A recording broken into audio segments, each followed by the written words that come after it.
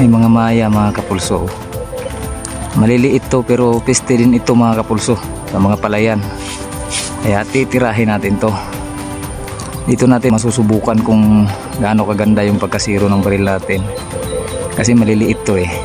Maya headshot natin mga kapulso.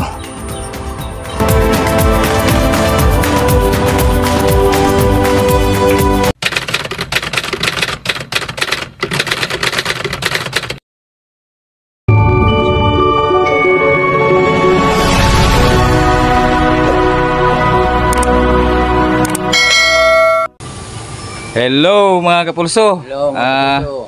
Isang napakagandang araw naman po sa inyong lahat. Kumusta po kayong lahat mga kapulso? Long time no see. Pasensya na po pala kayo kung ngayon lang po ulit kami nakapagpakita sa inyo ni bro. Mga 2 linggo rin po. Gawa po kasi ng mga pangyayari. Mga hindi inaasahang pangyayari. Alam nyo naman po siguro yung mga nangyayari ngayon dito sa Mindanao mga kapulso. Sunod-sunod na lindol. Walang tigil hanggang ngayon talaga mga kapulso. Tapos pagkatapos pa ng lindol, isang napakalakas na ulan yung gumaganti kaagad. Kaya hindi kami lumalayo, hindi kami umaalis muna. Nung mga nakaraang day off namin sa trabaho, talagang stay lang muna sa bahay para samahan yung pamilya namin. Sana yung mga supporters natin dyan, yung mga kaibigan natin dito sa YouTube na masugid nating nanonood, na mga taga dito din sa Mindanao, sana'y nasa mabuting kalagayan po tayong lahat. Pinagdadasal po namin ang ating kaligtasan lahat dito ngayon. Sana matapos na rin po itong mga trahedyang ito. Ngayong araw nga po pala mga kapulso, dito lang muna kami ni bro sa sa kanyang kubo, dito sa palayan na lang muna. Hindi kami muna pupunta sa mga malalayong spot namin kasi napagkasunduan namin hindi muna lalayo ba. Gawa ka talaga ng kagabi nung nag-usap-usap kami, nagkasundo kami na pumunta sana dun sa isa sa mga spot namin dun sa kabilang bayan, pero naglindol na naman eh. Ang lakas na naman lindol kagabi mga kapulso, kaya biglang nabago na naman ang plano namin. Tapos ngayon makulimlim pa. Napagkasunduan namin dito na lang muna kami sa palayan niya, kasi bagong ani naman yung palayan niya. May mga tukmo din daw na dumadapo-dapo dun sa may mga jimilina, tsaka may mga tikling din daw. Bali kaming dalawa lang ngayon ni bro mga kapulso. Si Ayan kasi may trabaho, nag-ano din, nangyawat din kasi wala kasing anong income yun. Kaya pag may kumuha sa kanya na maglilibor, naglilibor kaagad siya para may pang din ba, pangkain din ba. Kami ni bro pag linggo katulad ngayon, wala kaming trabaho, kaya ito nagkasundo kaming gumala kahit na medyo risky pa yung panahon, medyo critical pa dahil sa mga trahedya. Kailangan nating makapag-upload para naman at least kahit papaano may content naman kami ni bro, kasi 2 linggo na rin. Bali dito po tayo pupesto mga kapulso. Ayan, dito po medyo masukal na dito mga kapulso. Ayan, sa likod ng damuhan na yan, nandyan yung palayan ni bro na bagong inanihan. Tapos yung mga puno na yan yung ating pagbabantayan. Tsaka titingnan din natin yung palayan doon kung may mga nanginginain ba ng mga ng mga palay na natira-tira ba. Ayan, ito yung paligid mga kapulso. Ayan, may mga kapitbahay na si bro dito sa dito sa kanyang kubo. Ayan may mga nagtatanim-tanim na rin dito. May mga kasama na si bro ngayon dito. Hindi na katulad noon na talagang mingaw siya dito, walang tao. Yan yung kubo. Dos andanas yan. Yan, ready na po yung ating mga laruan. Ayan, andito na po kami sa gitna ng palayan ni bro mga kapulso. Ayan, ito yung palayan niya. Bagong ani lang mga kapulso. Pero medyo mahahaba yung mga natira ba, kasi mahabang palay daw kasi ito. Mga taga-Asuncion. Kaya subukan na lang din natin magpalabas ng tikling dito mamaya kung may makita tayo kahit na isa lang. Pero sa tukmo mga kapulso siguradong makakadali tayo kasi inabutan natin ngayon dito. Marami-rami din sila. Dito sila nakadapo. Ayan, may patay na kahoy dyan. Ito yung taguan natin. Ayan.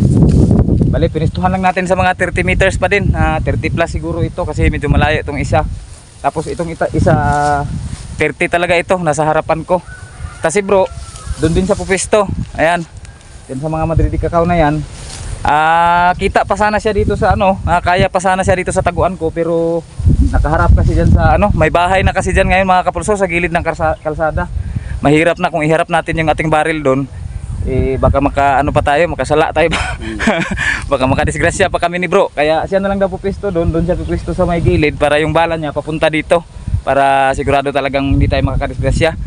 Kasi hindi muna tayo pumunta talaga sa mga malalayo, kaya tiis-tiis na lang muna tayo dito sa may mga bahay-bahay sa paligid ni bro, paligid sa dito sa munting palayan niya.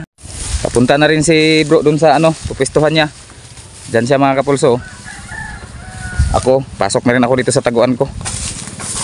Ayan, kastado na ito mga kapulso. Minadali lang namin na mga dahon ng niyog at saka mga yung mga sanga ng binunga. So, papasok na tayo.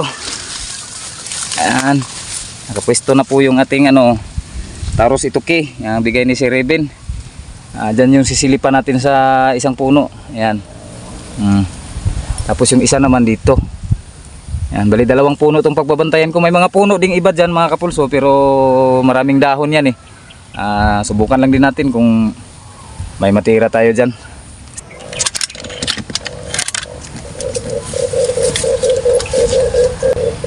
May 2 kurukutok mga kapulso. Tirahin natin.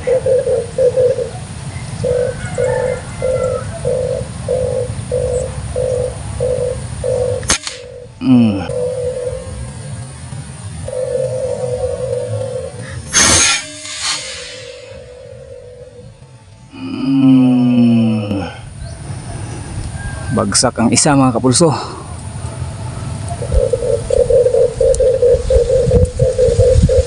Isa na tayo. Yan mga kapulso, may dumapong collard.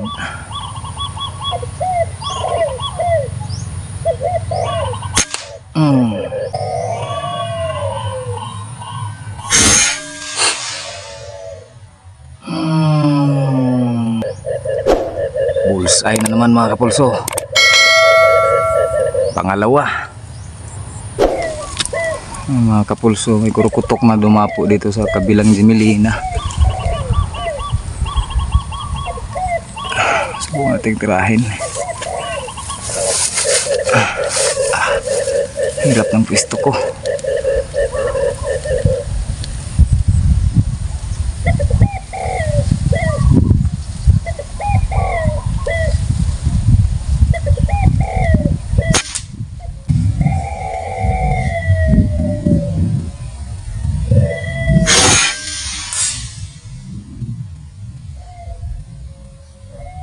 Bagsak mga kapulso. May kurukutok na naman mga kapulso. Dami talagang kurukutok dito sa palayan ni bro. Nakatago pa rin Tirahin natin to.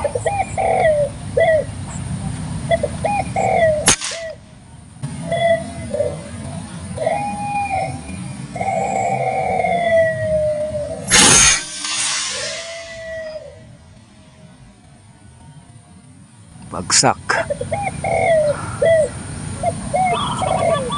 Pang-apat natin mga kapulso. Yun mga kapulso, may 2 kurukutok na naman.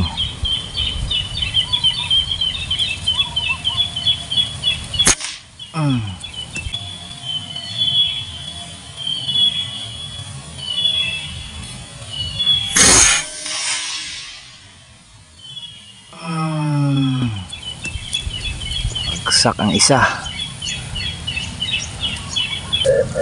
Mga kapulso, may collard. Sana tamaan natin to.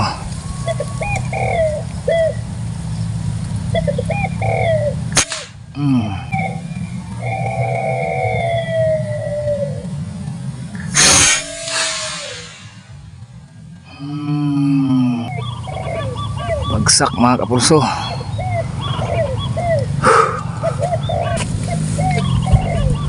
Yan mga kapulso, may kurukutok na naman ito sa kabilang Jimelina.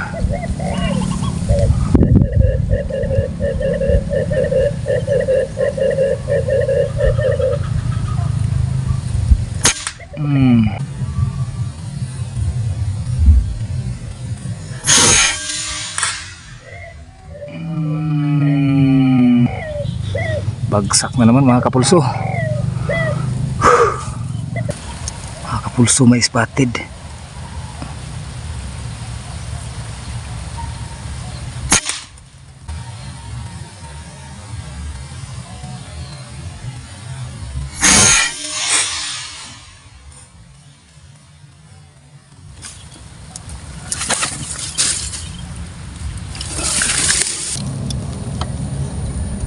Kurukutok mga kapulso. Nandito sa may kabilang Jimilina.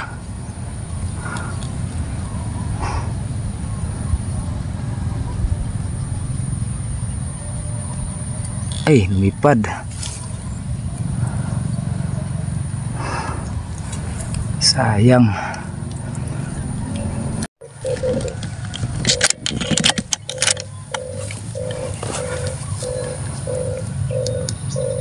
May coolard mga kapulso.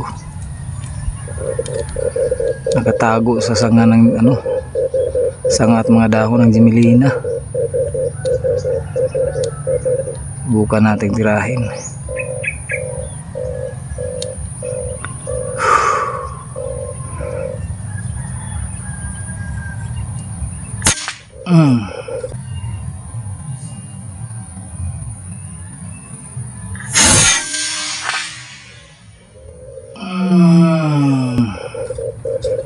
Bagsak mga kapulso. Yan, may dalawang kurukutok na naman. Birahin natin tong isa.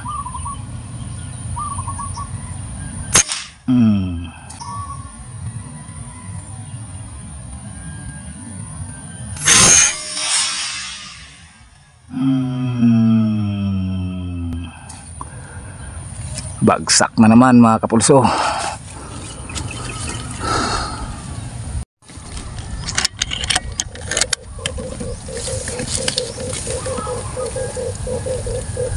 Ngayon mga kapulso, may kurukutok na naman dito sa kabilang Jimilina.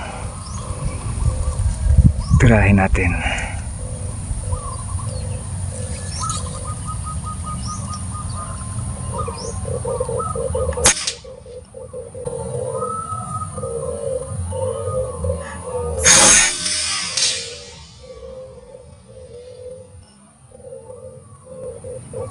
Bagsak na naman mga kapulso.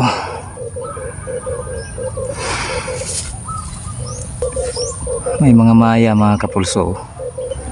Maliliit to pero peste din ito mga kapulso sa mga palayan. Kaya titirahin natin to. Dito natin masusubukan kung gaano kaganda yung pagkasiro ng baril natin. Kasi maliliit to eh. Tirahin natin tong isa. I-headshot natin. Maya, i-headshot natin mga kapulso.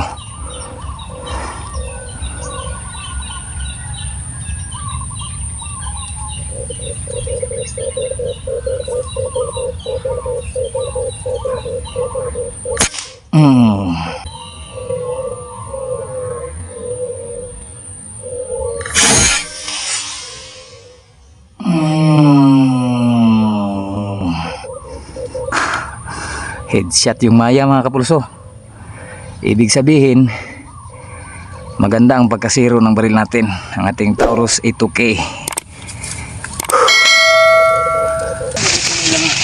Yun mga kapulso, pinagpupulot na po namin yung aming mga tinamaan. Ang sukal po dito sa binabagsakan mga kapulso. Diri gapon? Oo, diha. Ito gyapon nga sanga, diha gyapon tutagak. Yung iba naming mga tinamaan mga kapulso, din namin na kikita. Ang susukal oh.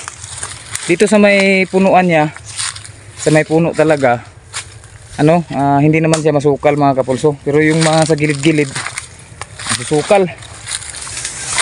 Nahanap pa namin yung iba, bali apat pa yung hahanapin namin, yung collard at saka yung dalawang kurukutok, tapos may isa pang spotted. Sigurado akong nawala na yung spotted na yun kasi hindi ko kasi siguro napuruhan yun kasi medyo nakadive pa siya dito. Ayan ang mga nadali ng iba mga kapulso. Kita bro. Ayan.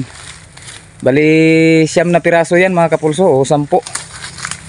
Yung iba hindi namin nakita. Si bro may dali din siyang dalawa. 4 na piraso yung hanapin pa. Ang hirap hanapin dito. Nagsukal masyado mga kapulso. Hindi pa kasi na-sprayhan ni bro. Wala pa daw siyang pang-spray.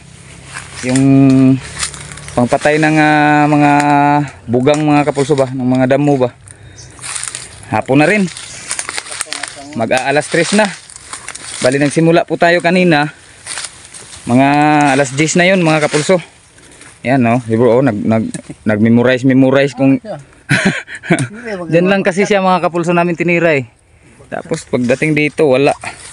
Yung iba nakita namin, yung iba hindi.